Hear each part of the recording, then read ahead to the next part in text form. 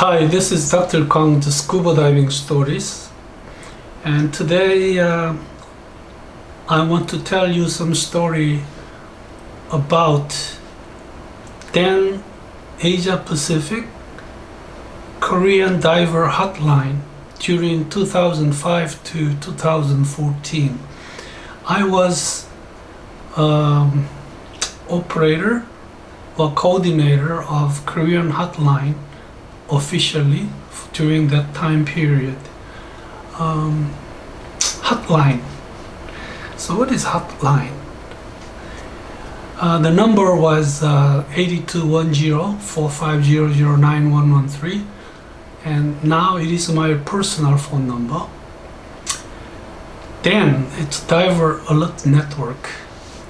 This is the only diving safety dedicated group of people helping divers pursue safe diving, divers health, and divers education on first aid, CPR, oxygen aid. There are other courses as well, like 5 minutes neurological exams.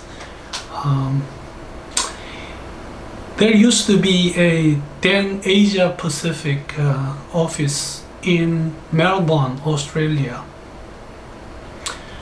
And Korean hotline started from 2005, in which year a doctor and the president of then Asia Pacific personally visited Korea. I have done some doctor's seminar on diving medicine. And at that time, there were about 6 doctors at the seminar, and we ran the hotline together.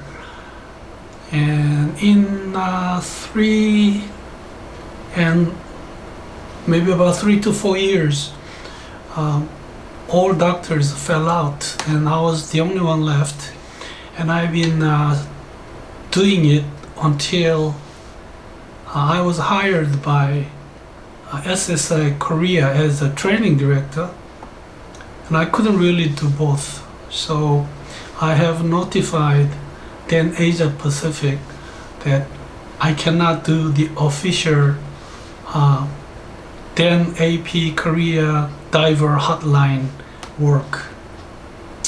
So I tried to put everything together. What phone calls I have received, and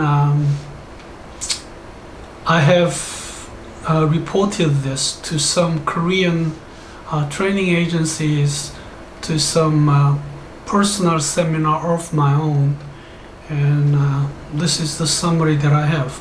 The number it's still on, but this is my personal, and I still do kind of a hotline, but it's not really hot anymore because I don't do 24-hour service. I cannot do that. It's a little bit too much. I'm getting old.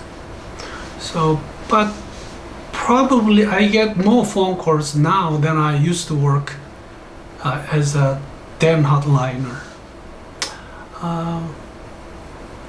So let's see how many hot calls did I get during that 10-year of time frame. I have received 871 calls, and starting from 2005, about 3 years it was like 20 to 27, and then from about 2010 it became more than 100, and in 2014, that was my last year of service, I had 155 calls. It was quite busy hot calls. So I have looked at the days of the calls, and certainly Sunday, a lot of people dive in Korea. So I got 221. Monday also. After Sunday diving, probably they are okay right after, but later on they call me for some problems. Saturday also had 140. So I thought this was an interesting observation, that people get bent certainly after diving. So how hot was Hotline? So diver, most of them, 860. There were some non-divers asking for some other information other than DCS. So during that time period, especially at the beginning, it was all men. There was no lady divers calling me. But gradually, the numbers kind of built up, and it was like a men 701 and a lady, it was like male and female, lady 170. Recently, I'm very sure that I get more phone calls from the ladies than men. Probably the total number of lady diver population grew, and also there is a very good reason to believe ladies get bent a little more frequently than men. So this we'll wait and see. It was 820 recreational divers, and technical 40, and commercial divers and sea harvesters. I excluded them in the statistics. Sea harvester were free diver, and in here also free diver is excluded. There were 3 sea ladies harvesters who used SCUBA for their work, and they got bent, and they are included in here. There were quite a number of questions, general health related, general diving related health issues.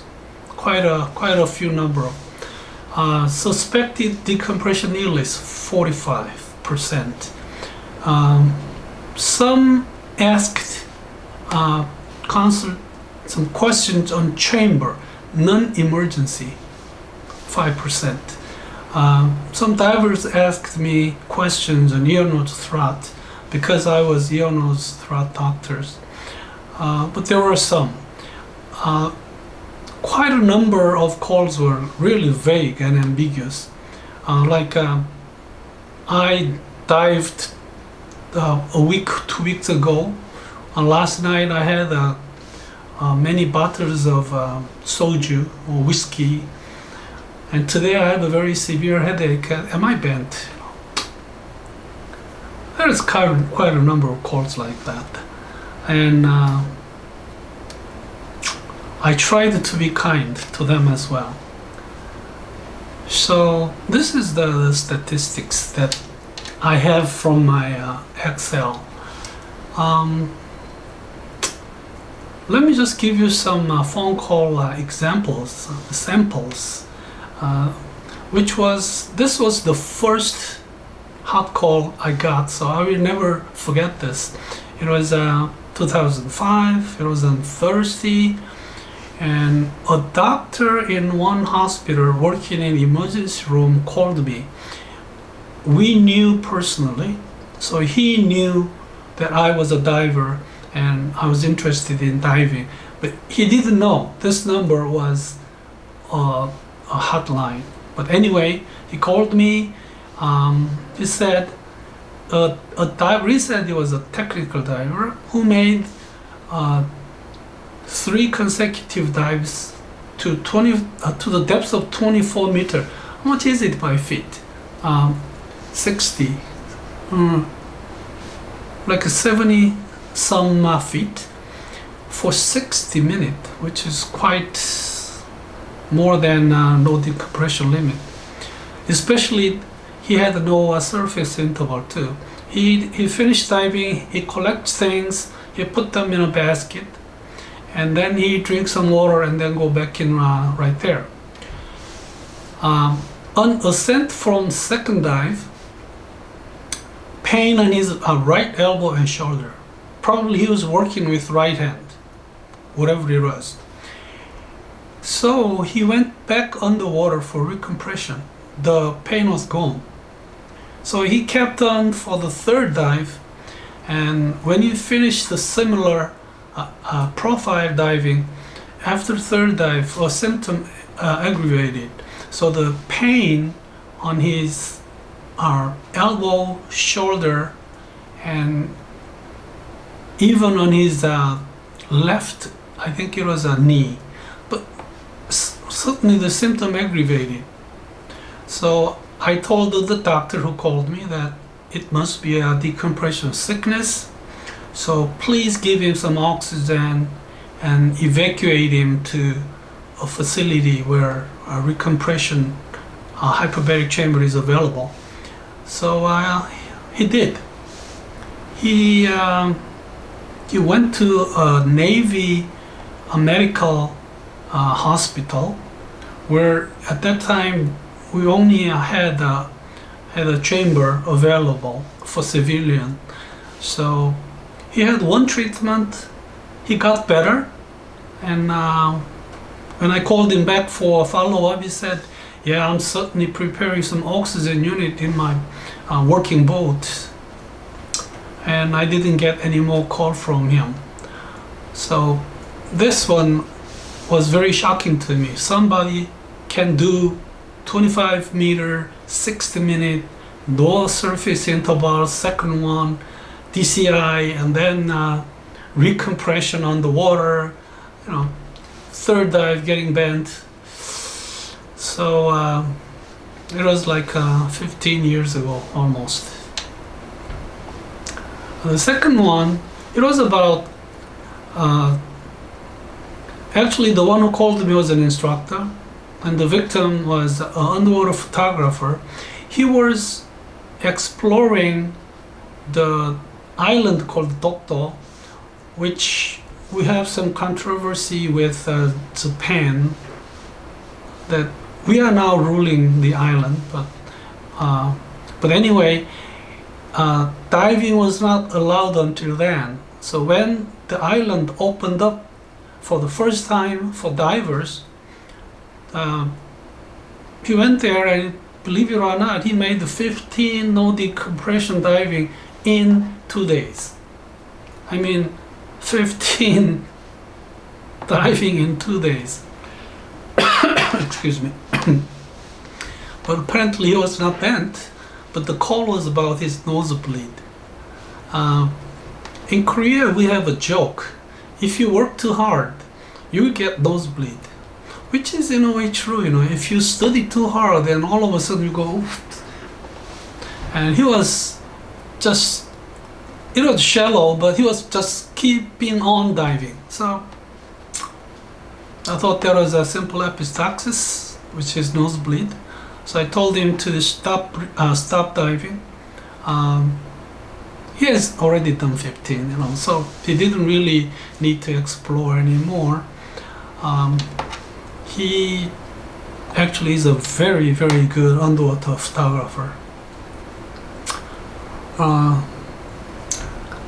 I'm telling you this sample because somebody can dive 15 dives in 2 days.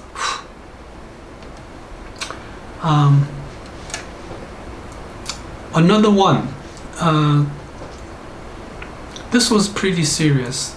It was the one who called me was also an instructor, and the guy, he was born in 1972, so at that time he was how old? But anyway, he made 2 dives to the depth of 24 meters for 30 minutes, which is not bad. And during second dive, somehow he ran out of air. So at 20 meters, he made a very fast ascent. After 2 hours, he had a very, very bad headache, and he also felt very dizzy. So my advice, or my opinion, was bent. He was bent for sure. And I recommended oxygen at the nearby hospital because there was no chamber facilitated hospital nearby. So he was on oxygen and he was evacuated to Navy Hospital again for recompression. And it takes like 4 hours from where the accident happened and to the chamber. But even if you go to chamber, they don't really open up the chamber for one diver. So he was recommended to go there, but after 2 hours of oxygen, his symptoms were all gone. So he refused to go to the chamber. He did not go, and it looks like he was okay after that, which I see quite often. You get bent when you have neurological symptoms. It means it's very serious, but people take oxygen and they get okay, and I see that quite often. I don't mean you don't have to go, but it is true. Next one, it was an American, and he had a 7-year-old daughter who was autistic. So he was asking if where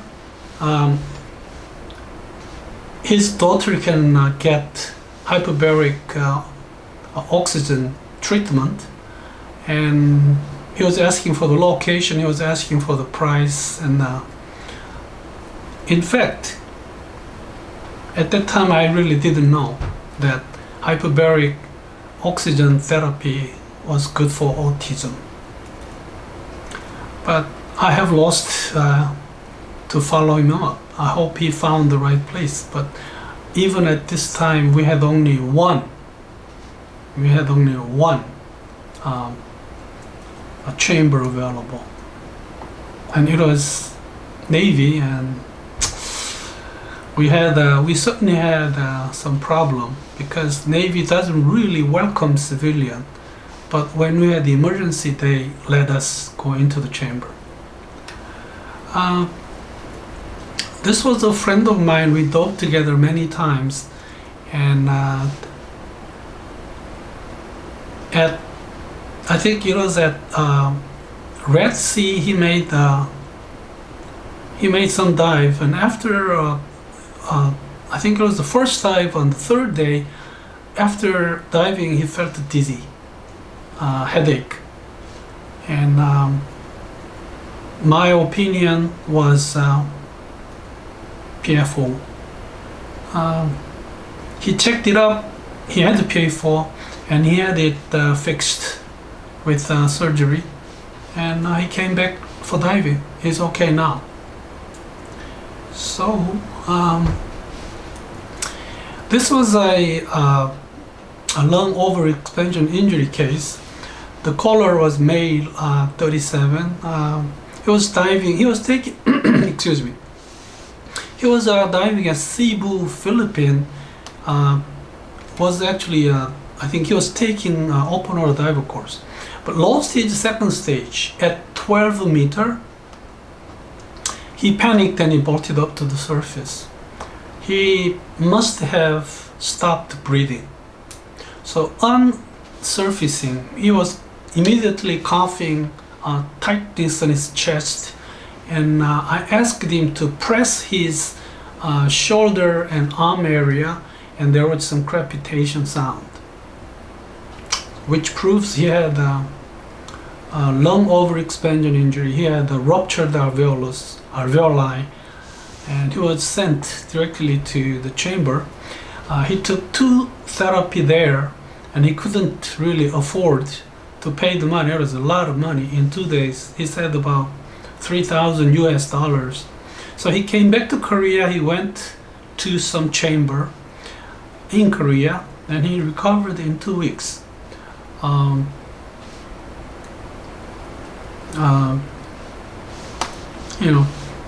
You cannot really ascend not breathing.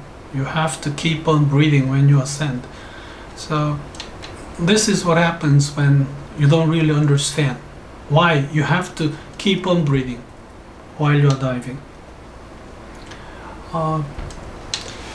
This will be my last sample or example. He dived 6 months ago. He made a very fast or rapid ascent from 25 meter.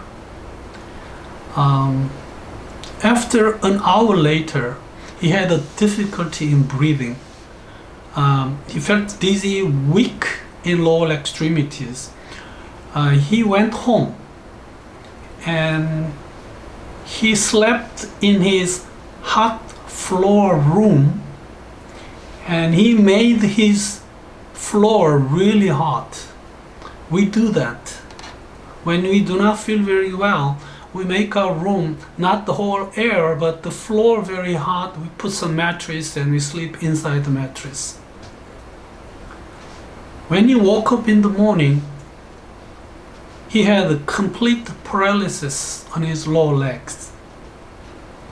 And he went to chamber. He was treated for 6 months.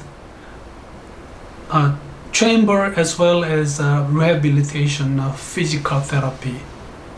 The reason he called me at this time was he was suffering some sexual dysfunction. Actually, his leg, not completely, but his legs came back little by little, and he was using clutch to walk, which is a big advancement.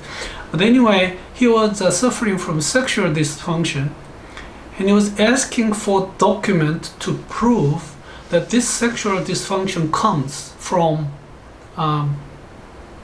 DCI.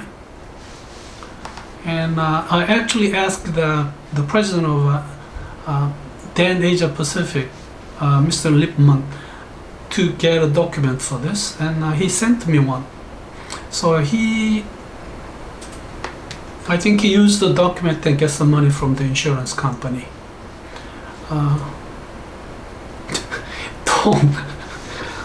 Don't do this. Don't get paralyzed. That's an awful thing. So today I tried to introduce a little bit about what I did as a then official hotliner. I worked for 10 years for that, and now no, I'm not. I have nothing to do with Dan, and there is no more Dan Asia Pacific now. The office at Australia, it's a satellite office of Dan Worldwide or Dan America. I'm looking forward to getting somebody or some organization to do some Dan service in Korea, because I'm now just a person, a doctor who answers the phone calls, but this is not official Dan hotline anymore, and we certainly need some service from Dan, whether it's America or wherever. So this phone call is not official anymore. It's personal, but I answer to my best, and I try to be as kind as I used to be.